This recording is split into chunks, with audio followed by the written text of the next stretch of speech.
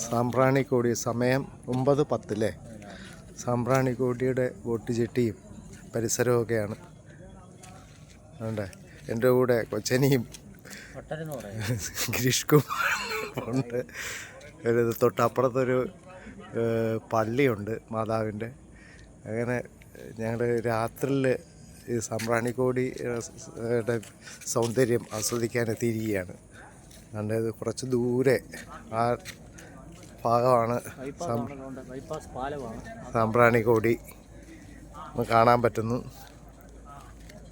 പിന്നെ ഇതാ തൊട്ട് അപ്പുറത്തൂടെ ബൈപ്പാസ് കടന്നു പോകുന്നുണ്ട്.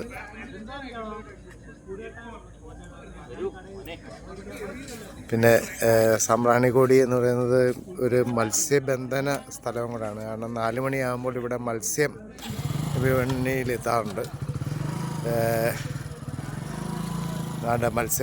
മത്സ്യം ഫ്രഷായിട്ട്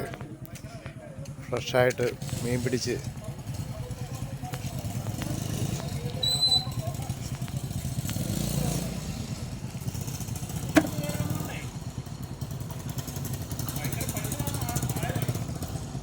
ഫ്രഷ് മീനാണ് കാണുന്നത്.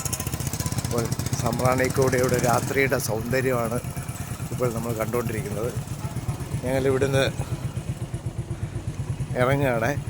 കൂടെ എൻ്റെ സഹോദരൻ ഗിരീഷ് കുമാറും ശ്രീകുമാറും ഉണ്ട്. ഞങ്ങളിവിടുന്ന് പോകുന്നു.